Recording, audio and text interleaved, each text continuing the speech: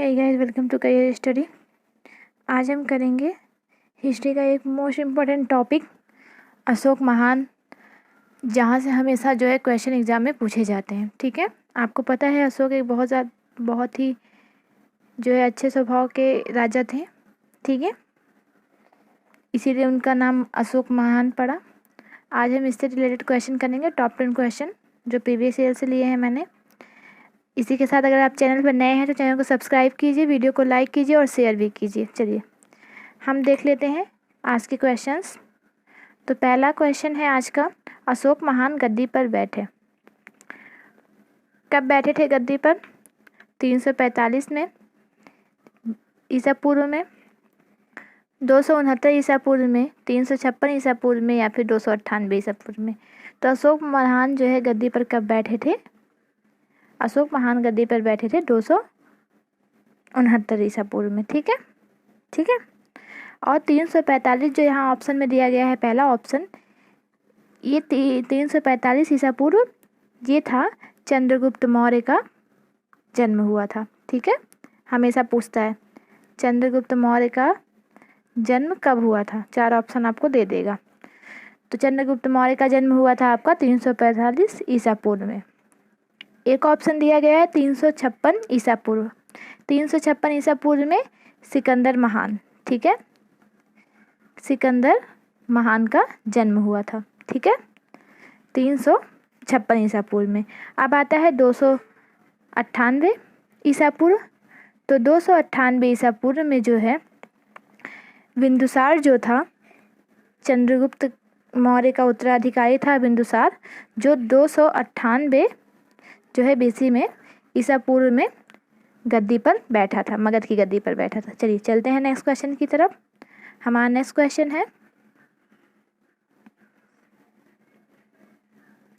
निम्नलिखित में से किस अभिलेख में अशोक का नाम अशोक मिलता है? नासिक अभिलेख में, गुर्जरा अभिलेख में, मास्की अभिलेख में या फिर इसमें से कोई नहीं। तो किस अभिलेख में अशोक महान का नाम अशोक मिलता है? ये आपका मिलता है गुर्जरा और मासिक दोनों अभिलेख में। ठीक है, गुर्जरा और मास्की दोनों अभिलेख में अशोक का नाम अशोक मिलता है। ठीक है, और एक अभिलेख और दिया गया है नासिक अभिलेख। तो नासिक अभिलेख के जो है किस शासक से संबंधित है? ये संबंधित है गौतमी बलश्री से। किससे? गौतमी बलश्री से। ठीक है, चलिए हमेशा पूछता है अभिलेख और उससे संबंधित शासक के बारे में, तो याद रखिएगा। मैंने इससे पहले भी वीडियोस में मैक्सिमम करा दिए हैं अभिलेख और उससे संबंधित शासक। ठीक है, आप जाके देख सकते हैं। चलिए अब चलते हैं हमारे नेक्स्ट क्वेश्चन की तरफ। हमारा नेक्स्ट क्वेश्चन है, अशोक ने आजीविकों को रहने हेतु निम्न में से किस गुफा का निर्माण नहीं कराया?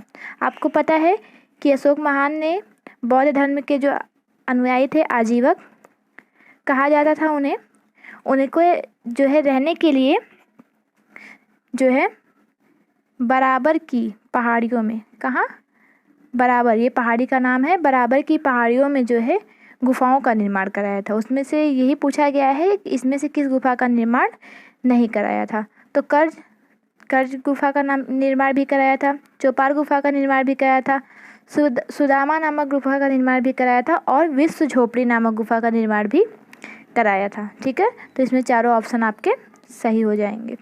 चलिए ठीक है, एक क्वेश्चन और यहाँ से पूछा जाता है, अशोक के जो पौत्र थे, पौत्र मतलब जो है पोता, ठीक है, पोता, उनका नाम था दशरथ। क्या नाम था?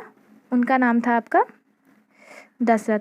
इन्होंने जो है आजीविकों को रहने के लिए एक गुफा प्रदान की थी। ठीक है, जिसका नाम था नागार्जुन गुफा। क्या नाम था उसका? उस गुफा का नाम था नागार्जुन गुफा। चलिए अब चलते हैं हमारे नेक्स्ट क्वेश्चन की तरफ। हमारे आज का नेक्स्ट क्वेश्चन है, भारत में शिलालेखों का प्रचलन किसने प्रारंभ किया था? ठीक है, भारत में जो है शिलालेखों का प्रचलन किसने प्रारंभ किया था? ये किया था चंद्रगुप्त मौर्य ने या फिर बिंदुसार ने, अशोक ने या फिर सिकंदर ने। तो भारत में शिलालेखों का प्रचलन किसने किया था?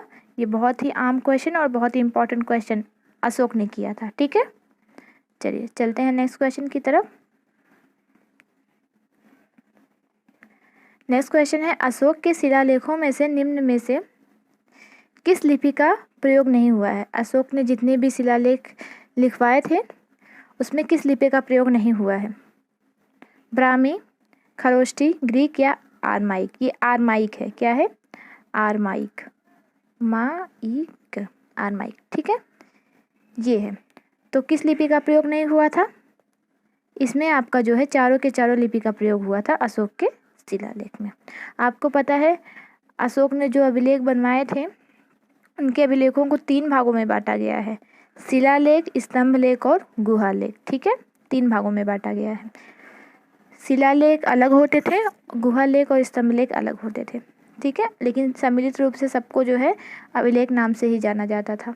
चलिए नेक्स्ट क्वेश्चन, अशोक के शिलालेखों की संख्या है 15, 16, 14 या फिर 17?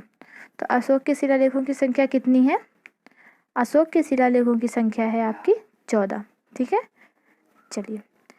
और आपको पता है कि अशोक के जो अभिलेख थे उसको पढ़ने में सबसे पहले सफलता कब मिली थी? वो मिली थी 1837 में, 1837 ईस्वी में। ठीक है, किसको मिली थी? ये मिली थी जेम्स प्रिसेप को। ये बहुत ही इंपॉर्टेंट क्वेश्चन है। अशोक के जो अभिलेख हैं उसे पढ़ने में स्वतंत्रता सबसे पहले कब मिली थी? वो मिली थी 1837 में जेम्स प्रिसेप को। मैं फिर से लिख देती हूँ, जेम्स प्रिसेप। जेम्स प्रिसेप को अशोक के अभिलेख को सबसे पहले पढ़ने में स्वतंत्रता मिली थी, सॉरी जो है सफलता मिली थी। चलिए चलते हैं नेक्स्ट क्वेश्चन की तरफ अपने। किस अभिलेख को रानी का अभिलेख कहा जाता है? अशोक के किस अभिलेख को रानी का अभिलेख कहा जाता है? प्रयाग स्तंभलेख को, कौशाम्बी अभिलेख को, गुर्जरा अभिलेख को या फिर मास्की अभिलेख को? किसे कहा जाता है रानी का अभिलेख? ये कहा जाता है कौशाम्बी अभिलेख को। ठीक है, प्रयाग स्तंभलेख किससे संबंधित है? ये संबंधित है समुद्रगुप्त से। किससे संबंधित है? समुद्रगुप्त से। ठीक है, चलिए चलते हैं हमारे नेक्स्ट क्वेश्चन की तरफ। हमारा आज का नेक्स्ट क्वेश्चन है, बिक्री कर के रूप में मूल्य का कौन सा भाग लिया जाता था? मतलब अशोक के शासनकाल में बिक्री कर के रूप में मूल्य का कौन सा भाग लिया जाता था? 12वां, 10वां, 8वां, 13वां? कौन सा भाग लिया जाता था बिक्री कर के रूप में? ये लिया जाता था 10वां। ठीक है, चलिए